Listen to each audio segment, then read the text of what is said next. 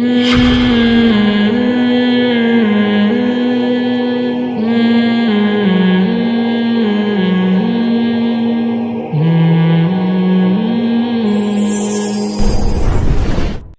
ہے. تو اس لیے بھائی ہم ان پیغمبروں کی تعلیمات کے نہیں، ہم محمد صلی اللہ علیہ وسلم کی تعلیمات کے مکلف ہیں.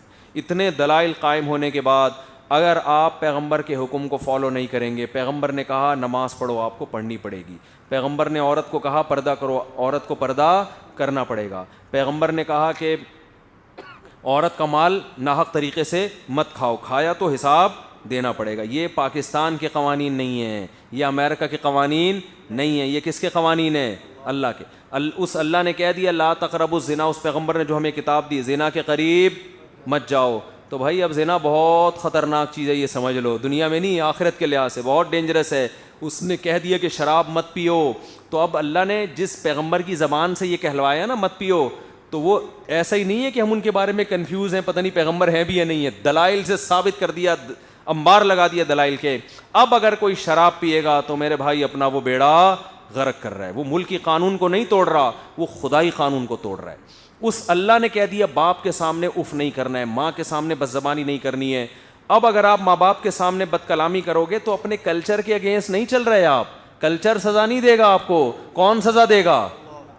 کیونکہ بعض لوگ ماں باپ کے سامنے اف کرتے ہیں کہ ہمارا کلچر ہے. بھائی بعض اولڈ ہاؤس میں جمع کرا دیتے ہیں ہمارا کلچر ہے. اب یہ خدائی قانون بن گیا ہے کہ باپ کو اولڈ ہاؤس میں جمع نہیں کرانا، ماں کو اولڈ ہاؤس میں جمع نہیں کرانا، ان کی قدموں میں جنت تلاش کرنی. اب یہ گاڈ کا قانون ہے، خدا کا قانون ہے. اب اس میں آپ کے پاس نو کا آپشن ختم ہو گیا ہے.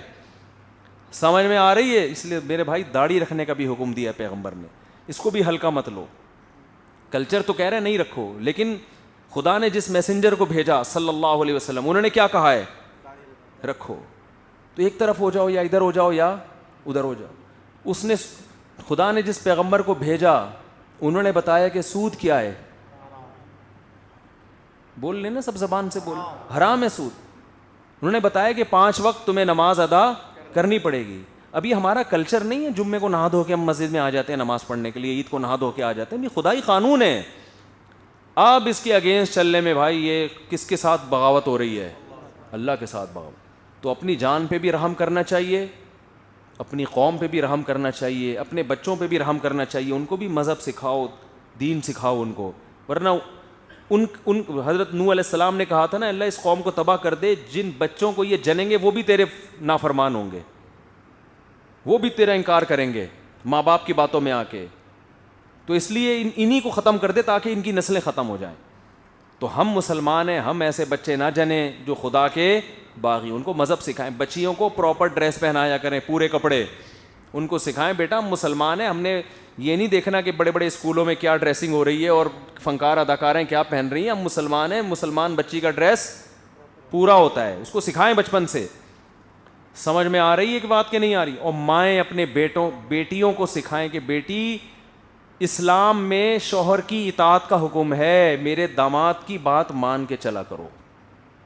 یہ کس کا حکم ہے؟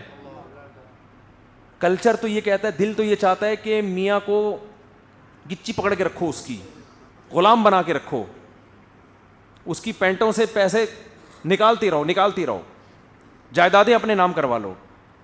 لیکن جس خدا نے محمد صلی اللہ علیہ وسلم کو پیغمبر بنا کے بھیجا ہے، اس خدا کا حکم اب درمیان میں آ گیا کہ اگر کسی کو حکم ہوتا کہ سجدہ کرے تو بیوی کو حکم ہوتا شوہر کو، بولو نا، سجدہ.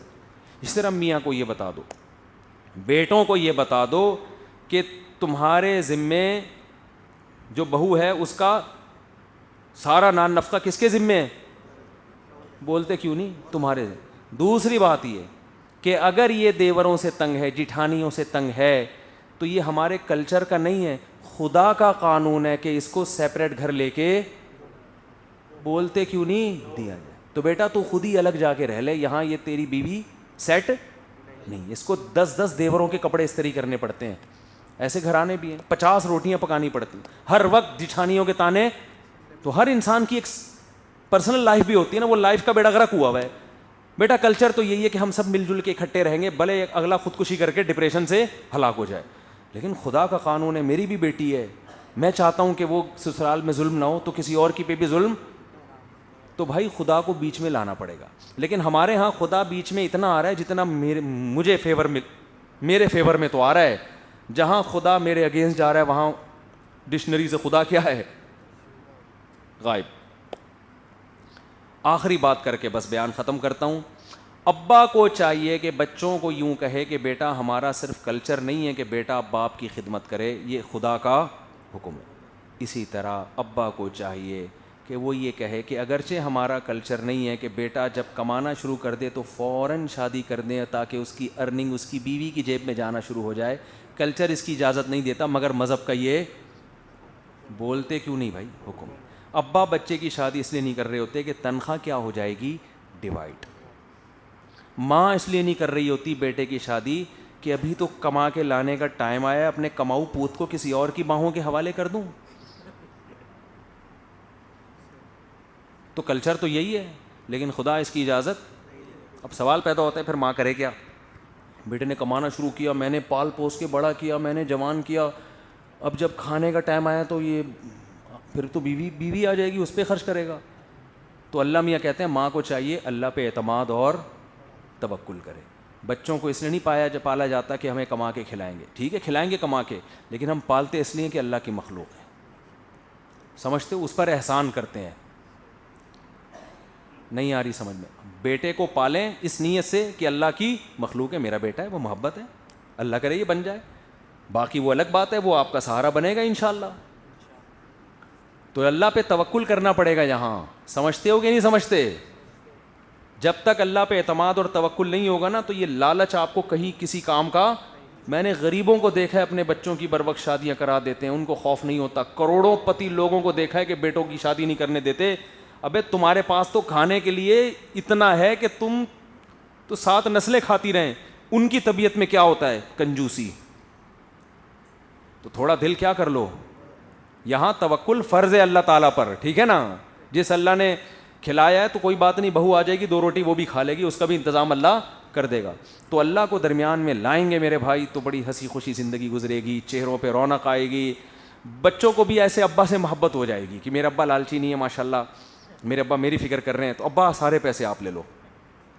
بچہ کوشش, بچے کو بھی پتا ہے کہ ابا جو, ایک ابا نے ایسا کیا کہ بچے کو پڑھا لکھا کے کچھ بنا کے جب وہ بن گیا نا, جاب لگ گئی, تو پوری ڈائری میں 20 سال کا خرچہ کہ اب نکال واپس دے. یہ چل رہا ہے. یہ تو جیسے کمپنیوں سے ایگریمنٹ نہیں ہوتے, 20 سال کے ڈائری نکال کے. یہ سچا واقعہ ہے. بیٹا بھی کما کے ابا کو دے رہا ہے, کہہ رہا بھائی میں نے جتنا خرچہ کیا مجھے کیوں. ابا کو پتا ہے کہ بھائی یہ پتہ نہیں میری کیوں لبرل خاندان تھا نا, ابا کو پتا ہے پتہ نہیں میری اطاعت کرے نہ کرے, اس کمبخت کو جتنا کھلا رہا ہوں. یہ بھی ابا نے پھر بھی احسان کیا, کیونکہ ابا کو پتا ہے یہ مجھے نہیں پوچھے گا کہ دے دوں. میں کہتا ہوں یہ بھی اس معاشرے میں احسان ہی ہے اولاد پر, ورنہ ابا کہتے ہیں جا بھائی میں کیوں کروں.